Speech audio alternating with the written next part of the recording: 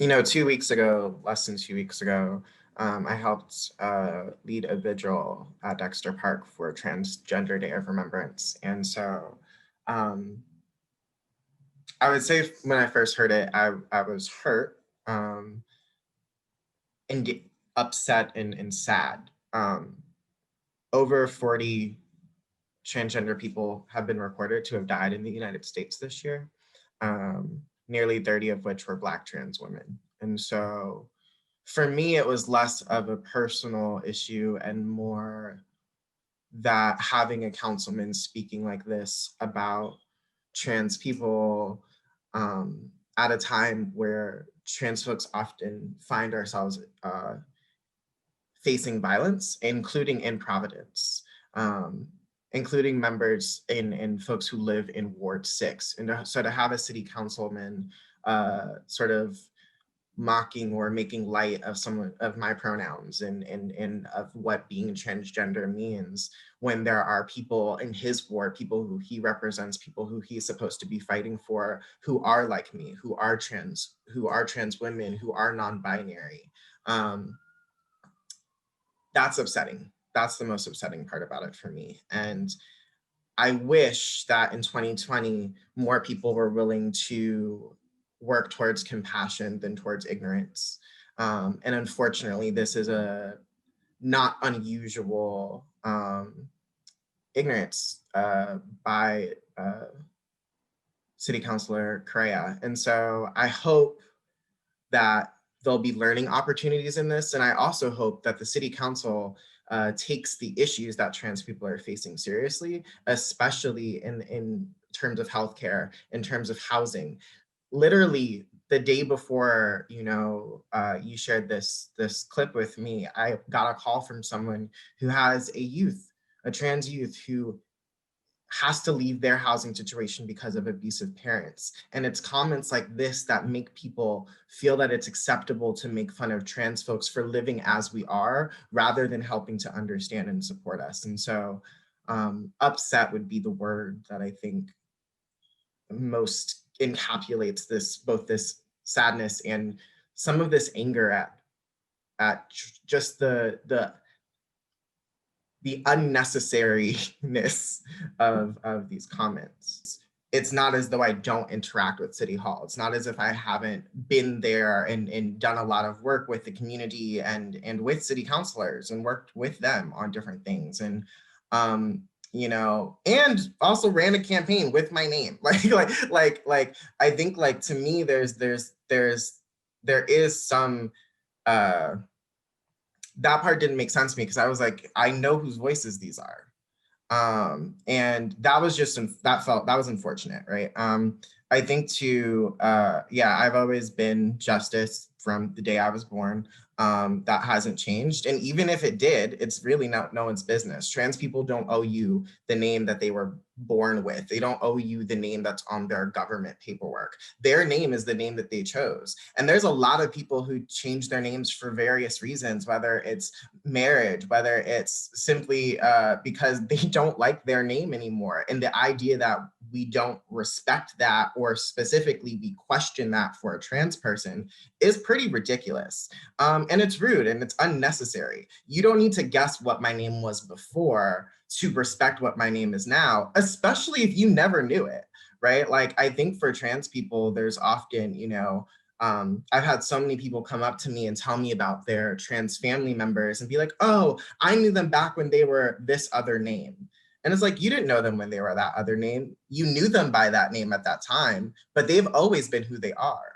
They didn't change. Like, their being did not completely change because their name changed, or the way they dress changed, or the way that they've decided to transition is something new for you, right? That's them stepping into their power, stepping into who they are.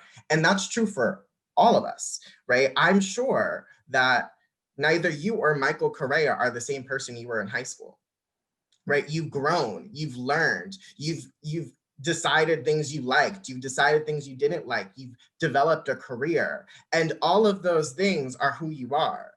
It's not just, whether you were this same gender back when you were younger. And so to me, it's that type of thing where there's always this curiosity for trans people about our past, instead of respecting and acknowledging our journey and where we are currently and helping us grow and growing and supporting together, right? Like, how can we continue to build? How can we continue to support each other rather than, you searching a trans person's history? And no, my name was never Justin. It upsets me because this is ignorance that has real consequences for trans people in Providence and for trans people across the country in terms of policymakers and elected officials having ignorance and then not working to unlearn that ignorance, but rather sitting in it and allowing it to sort of cloud their vision and make them less compassionate. There are actually a lot of trans people in Providence who still struggle to change their gender markers and on their birth certificates and on some of their medical forms. There are trans people in the city who are facing homelessness at a wild rate, who continually are facing issues of this rent crisis and this mortgage crisis that has not been helped by city council during the COVID pandemic. There are folks who are trying to access healthcare and trying to socially transition, trying to get funding that's not covered by their insurance for whether it's their electrolysis or other medical procedures that even Rhode Island's good insurance isn't covering right now. And there are a lot of trans folks who are out of jobs and out of work and are still, even with our laws, being discriminated against because they're trans. And so for a city councilor to worry about whether I have breast, it's disgusting, when instead he should be focused on making the city a better place for his residents in Ward 6 and for the rest of the residents in the city, including transgender residents, right? Including transgender folks in Providence, who are going through serious issues and might not want to grow breast, right? I think the fascination with trans people's bodies is perverted. The idea that, City Councilor Correa is worried about whether I grow breast. Why do you need to know that? Are you trying to sleep with me? Why is it necessary for you to know what my anatomy looks like, to respect me as a woman or to respect me as a person? And that comment, it's just disgusting to me. It's perverted. And I think for a lot of people who are not trans, looking at transgender people and non-binary people, there's this almost obsession with our bodies and with the way our bodies change or how we want to change our bodies, when it's really none of your business.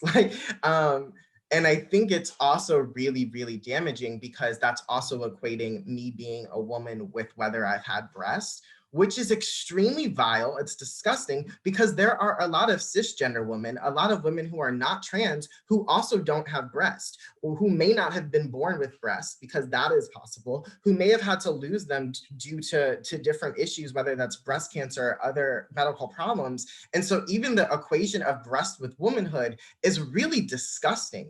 And for, a city councilor who's been in office for some time now, it really is just a disgusting comment to make about a person, to make about someone in the city. And I think he and the rest of city council should hold themselves to a higher standard of how they talk about the residents of Providence. And, and